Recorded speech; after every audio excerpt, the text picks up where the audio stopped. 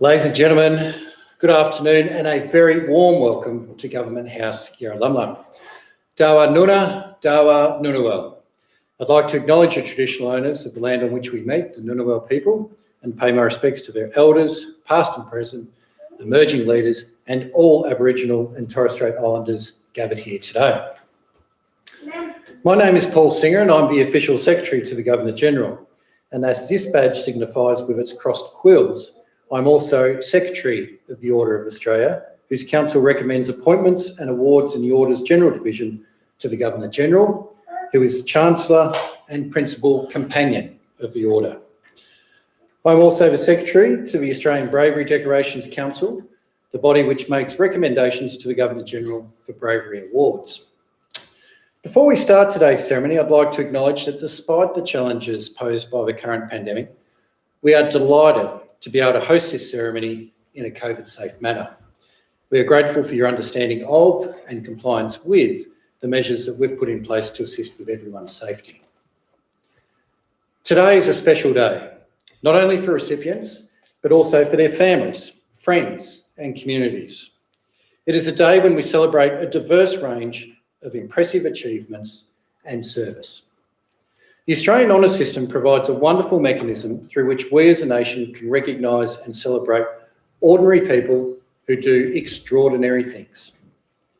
Since its inception in 1975, over 420,000 people have been recognised for their meritorious, bravery, military or national service.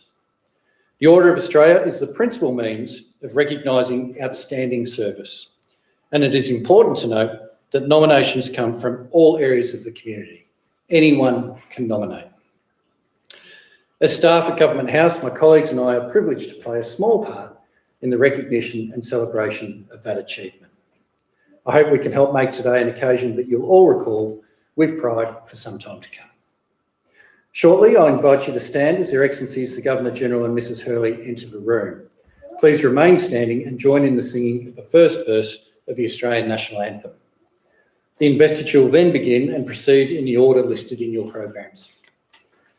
After I read their names and citations, the recipients will enter the room from the doorway on my right, and after they've been invested, will leave by the central aisle to take up their seats at the back of the room. At this point, you may wish to show your appreciation with a short applause as each recipient returns to their seat. At the conclusion of the ceremony, I'll invite recipients to join Their Excellencies for a formal photograph at the state entrance of Government House. To assist recipients in making their way to the state entrance, could I please ask that you remain in the room for a brief period to enable the recipients to proceed to that photograph, and then we'll invite you to take refreshments. So please relax and enjoy this very special occasion. Ladies and gentlemen, would you please stand for the arrival of Their Excellencies the Governor-General of the Commonwealth of Australia and Mrs Linda Hurley, and for the singing of the Australian National Anthem.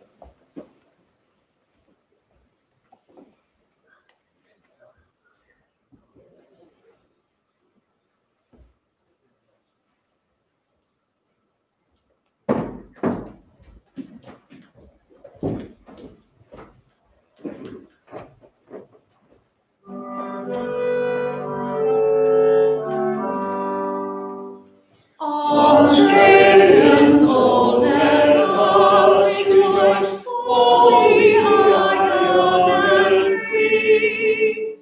We've golden soil and well-watered, our home is good by sea.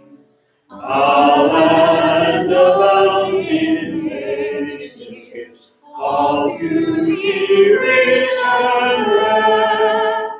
In history's pages, every state adorns Australia fair. In joyful strains then let us sing, advance Australia fair. Thank you. Please be seated.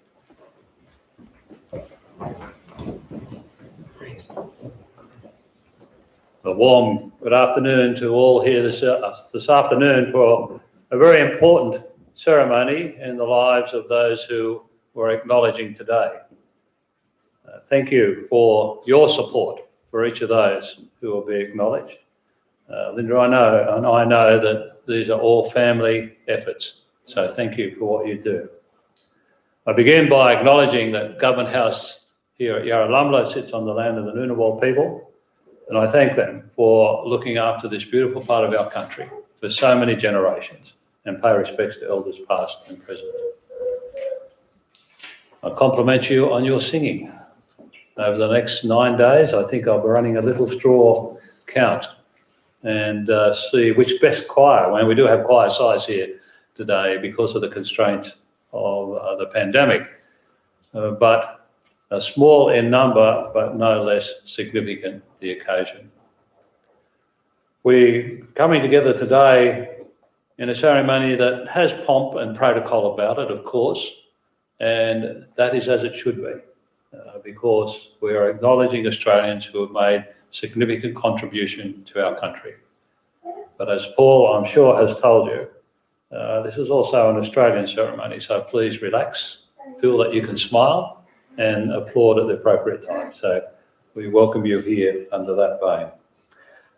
Our recent experiences in Australia over the last 6 to 8 months have been very challenging, as you're all aware. Both drought, the bushfires, flood in some parts of the country, and now a prolonged pandemic.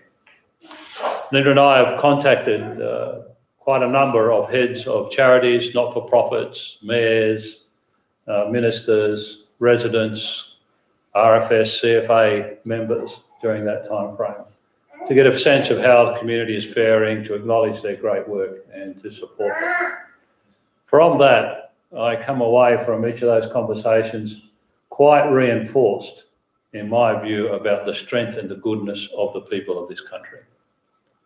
And as I say in this speech and others, some could accuse me of seeing Australia through rose-coloured glasses, but that's not the case. I see this goodness every day of the week. And we are seeing a microcosm of that in this ceremony today. So it has, I think, specific purpose in acknowledging the people of our country and the work they do. The strength of this honour system, though, lies in the fact that each of the nominees is nominated by a member of our community, peers.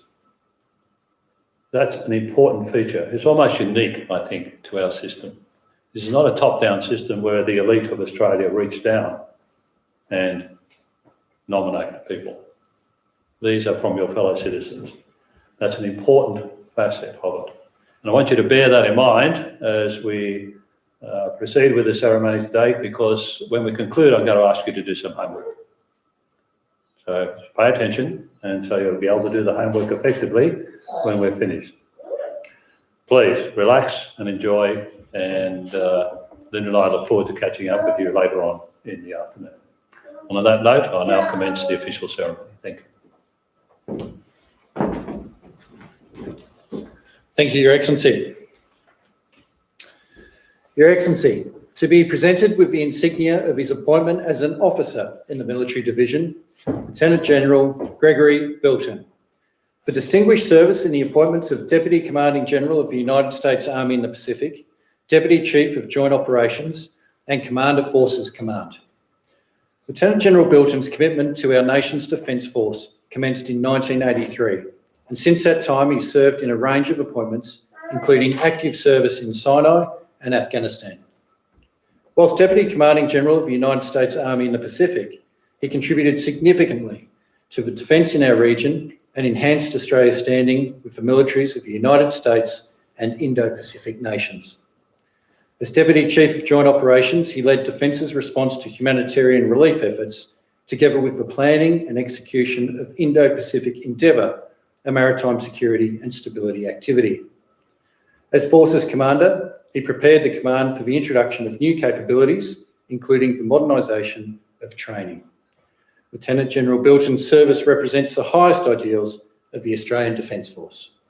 Lieutenant General Gregory Bilton, appointed an Officer of the Order.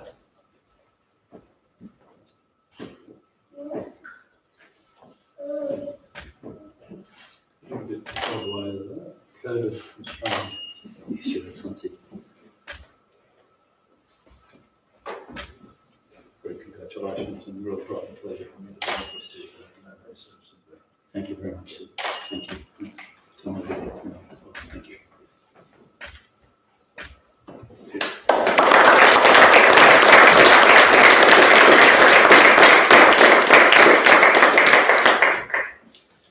To be presented with the insignia of her appointment as a member in the General Division, Professor Margaret Jolly, for significant service to education, particularly to gender and Pacific studies. Professor Jolly is one of our nation's leading historical anthropologists and is acknowledged worldwide as an authority on the culture and society of Vanuatu. She is also known for her groundbreaking work on the changing patterns of adaptation in the Pacific region, including climate change and the impact of violence on women. For many decades, she has been an impressive researcher and has made significant contributions in the field of gender equity through both research and application. She's also a gifted institution builder and through her vision and energy created the Australian National University's Gender Institute, which has become a model for other universities. Professor Jolly is an exceptional academic who has made a difference in her chosen field. Professor Margaret Jolly appointed a member of the Order.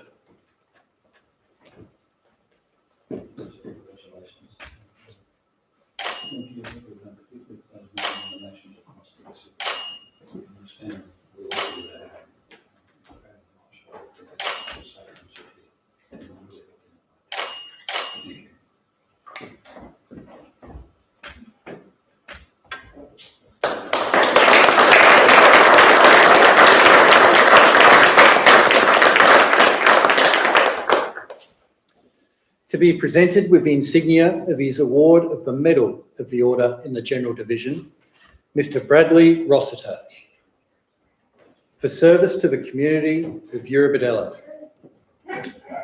Mr. Rossiter has been a champion of community health in the South Coast region for many years. One of his most notable achievements has been the hosting of over 600 community awareness and education events relating to health, disability access matters, and local community issues. He's an excellent advocate for kidney health awareness and organ and tissue donation and has dedicated many hours to these important causes. He's also made a significant contribution to the Eurobodalla Health Service Community Representative Committee, where he serves as chair, and through his fundraising efforts for the Batemans Bay Hospital Auxiliary. Mr. Rossiter is proof that one person can make a difference to the lives of many. Mr. Bradley Rossiter awarded the Medal of the Order.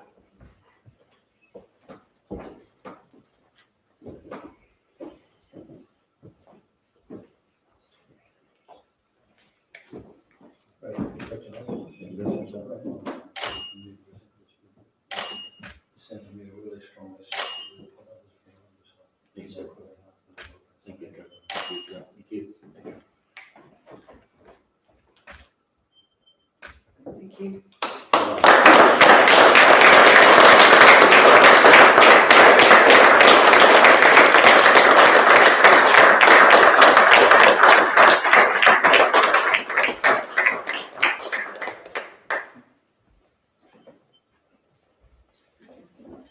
To be presented with the insignia of his award of the Medal of the Order in the Military Division, Warrant Officer Class 1, Roger Reid, for meritorious service as the Information Systems Engineer, Force Installation Team 31 from 2017 to 2019. Warrant Officer Reid demonstrated consistent devotion to duty during several deployments as the Lead Information Systems Engineer in Force Installation Team 31. On posting to Headquarters Joint Operations Command, his focus was planning and coordinating the installation of the Enhanced Deployable Local Area Network, part of the Middle East Region Communications and Information Systems Upgrade Program. During his deployment to the Middle East region, he demonstrated instrumental support in managing the communications networks on operations. Warrant Officer Reid's achievements and his performance have been outstanding. Warrant Officer Class 1, Roger Reid, awarded the Medal of the Order.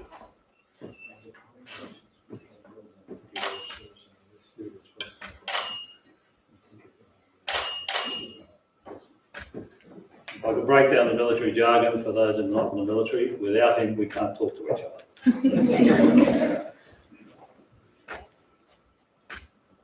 Thank you.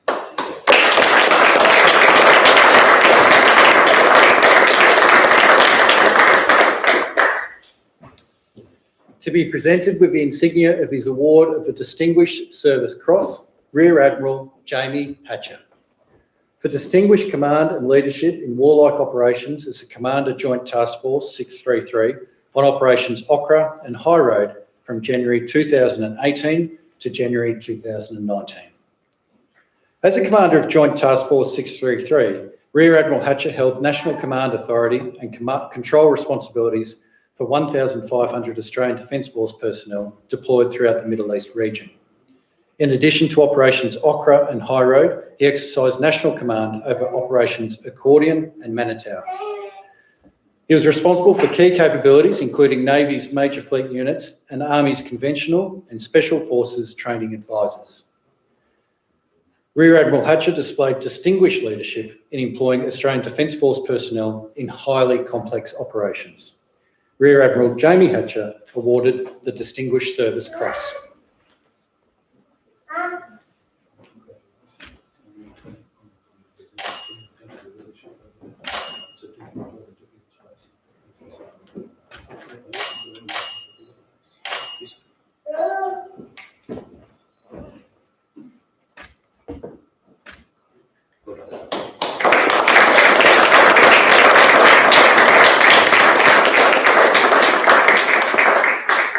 To be presented with the insignia of his award of the Conspicuous Service Cross, Colonel Michael Ahern. For outstanding devotion to duty as Commander Australian Contingent Operation Aslan and Senior Military Liaison Officer for Juba within the United Nations mission in South Sudan from June 2018 to January 2019. Colonel Ahern assumed command of a contingent deployed in an isolated, fragile and challenging security environment in Juba, South Sudan.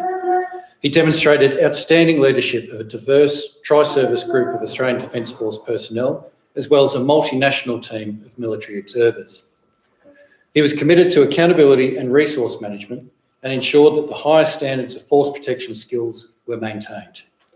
Colonel Ahern was a driving force in achieving the first Royal Australian Air Force sustainment flight into South Sudan in 2 years, and his engagement with the United Nations and South Sudanese officials enabled this crucial resupply mission to succeed. Colonel Michael Ahern awarded the Conspicuous Service Cross.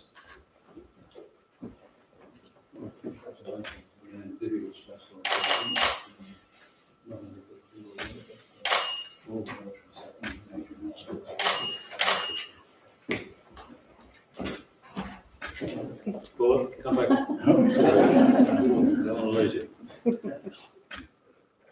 Thank you. Cheers.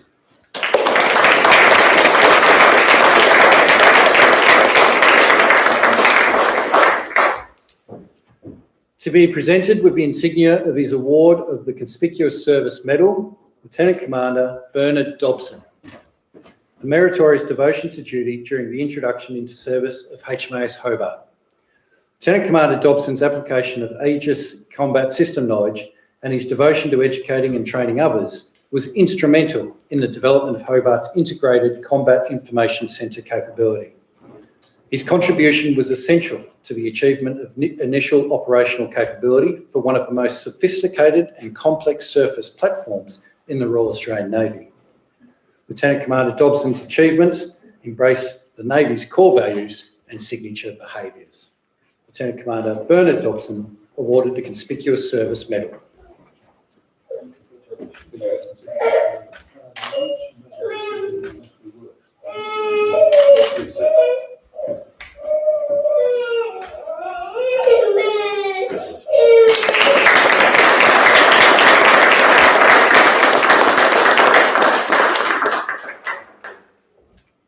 Ladies and gentlemen, that concludes the presentations this afternoon. I now invite the Government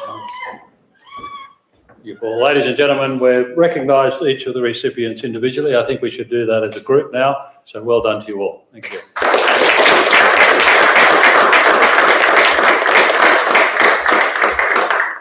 Now to your homework. You'll notice we're a bit top-heavy in the military, and this group will not be the same over the last, the other 20 to go. But the important thing is to look at the range of activities people are being acknowledged for, particularly those in our civilian civilian roles. And the reason why is as you count them down, and as we do over the week, and as we look at every list that comes out, one of the things where I'm really interested in is the gender mix and the multicultural representation in our honours and awards system. Go back to my point. This is driven by the community. You know who those people are back in your communities. And so your homework is to go back, find them and nominate. Without the nominations, we won't see significant change. We have improved enormously over the last decade, but nowhere near where we should be. So that's your homework. I'll be issuing that 22 times this 2 weeks, and I expect to see a return. So thank you for doing that for me in anticipation. On that note, again, congratulations to the recipients. Thank you all to the families who have been involved in supporting them in what they do. And Linda and I look forward to having time to discuss and chat with you as we move outside. On that note then, I'll conclude the ceremony and look forward to catching up with you. Thank you.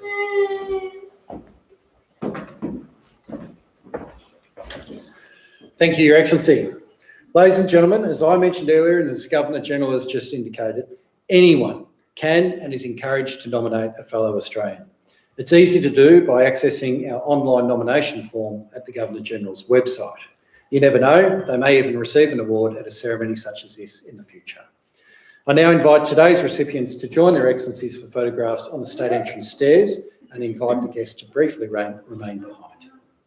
Please stand for the departure of Their Excellencies, Governor-General Mrs Hurley and recipients.